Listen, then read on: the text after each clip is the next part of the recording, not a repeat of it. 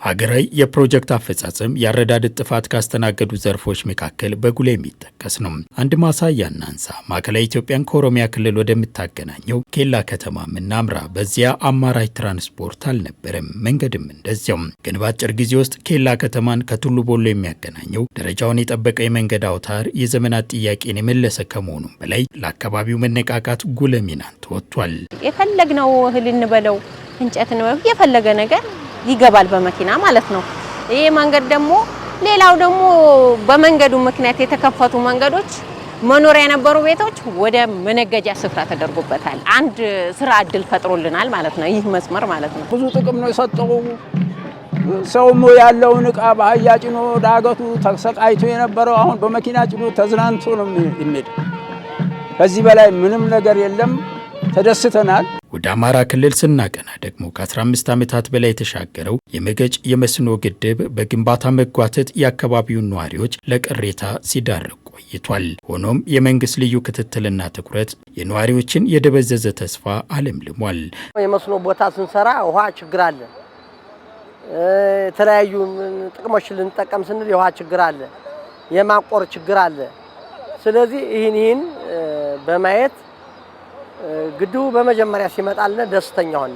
ከተጀመረ በኋላ የተለያዩ ድርጅቶች ሲመጡ መሬቱ መቆፈር ብቻ ስራ የለ ምን የለ። ዘንድሮ ሙሉ በሙሉ አርሶ አደሩ እንደኔ ያለው አርሶ አደር ባለ ተስፋ መሆኑን አውቃለሁ። አዲስ ኮንትራክተር ገብቶ ስራው ደግሞ በሙያተኞች እንዲመረመርና ችግሩ ምን እንደሆነ ከስሩ ተቀርፎ ወደፊት በፍጥነት እንዲሰራ በተሰጠው አቅጣጫ መሰረት ከውጭ አማካሪዎች አምጥተን ጥናት አድርገን ሲሰራ የነበረበት ቴክኒካል ችግር ከስረ መሰረቱ መፍትሄ እንዲያገኝ ካደረግን በኋላ ፕሮጀክቱ አሁን በጤናማ የፕሮጀክት አመራር ስርዓት እየሄደ ያለ ፕሮጀክት ነው። እኚህ ለአብነት ተጠቀሱ እንጂ የባህል ለውጥ የተካሄደባቸው ፕሮጀክቶች በርካታ ናቸው። የማድረግ አቅም ወደ ልዕልናም የመጓዝ ልኬት የታየባቸውም ጭምር። ለዚህም ይመስላል የመደመር መንግስት መጽሐፍ የምናብ ጉልበትን እንዲህ ሲል የሚያጸነው። ምናብ ከተለመደውና ከነባሩ ወጣ ያለ መንገድ ለመፍጠር መሰረት ነው ይለናል። ይህን ማዕከል ያደረገው ጉዞም አዳዲስ ተግባራዎችን እውን ከማድረግ ባለፈ የሀገር ጥሪት ፈሶባቸው ለተዘነጉ በርካታ ፕሮጀክቶችም ማንሰራራት ሆኗል። በዚህ 2-3 ወር ውስጥ ወደፊትና ወደ ኋላ 7 ኤርፖርቶች ጨርሰናል። ሀገር ውስጥ 7 ኤርፖርቶች ገንብተናል። ለረጅም ጊዜ የቆሙ ግድቦች በርከት ያሉ እነ መገጭ በዚህ ክረምት ይጠናቀቃሉ፣ እነ አርጆ ይጠናቀቃሉ። በአፋር በሶማሌ ክልል አይታችኋል ስናስመርቅ፣ ባሌ አይታችኋል። ትላልቅ ግድቦች ጨርሰናል። ህዳሴን ጨርሰናል። በከተማ አዲስ አበባ ብቻ ከ1000 ኪሎ ሜትር በላይ አስፋልት ሰርተናል። አዲስ አበባ ብቻ። ይህ የማድረግ አቅም በቤቶች ልማትም የታየ ታላቅ ስኬት ሆኖ ተነስቷል።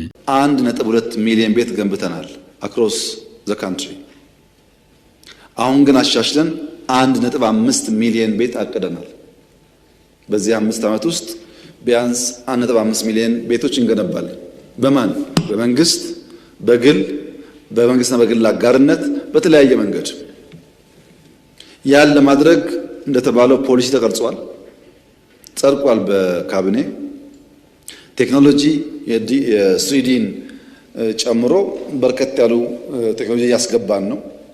የኮንስትራክሽን ግብአት ፋብሪካዎች አብዛኛዎቹ እያለቁ ምርት እየጀመሩ ነው። እንዲህ ያለውን ፈጣን የፕሮጀክት አፈጻጸም ሂደት በቀጣይም የማጎልበት ለዘርፉም ትኩረት የመስጠትና የዜጎችን ተጠቃሚነት ማረጋገጥ የአዲሱ መንግስት ስራ ስለመሆኑም ተመላክቷል።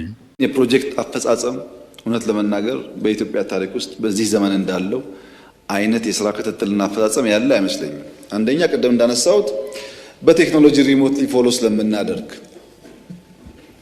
ብዙ ስራዎች በቅርበት ስራዎች ስለምናይ ስለምንመራ ቁጥጥሩ ትንሽ ጠንከር ያለ ስለሆነ ከፍተኛ መሻሻል ያለ ይመስለኛል። የሚቀጥለው መንግስት ዋነኛ ስራ የሚሆነው እንደዚህ ያሉ አንኳር ጉዳዮች ለይቶ አቅም በፈቀደ መጠን ፍላጎት ሰፊ ስለሆነ ያን መሙላት ስለሚያስቸግር አቅም በፈቀደ መጠን የህዝባችን ኑሮ ከፍ ለማድረግ ጥረት ይደረጋል።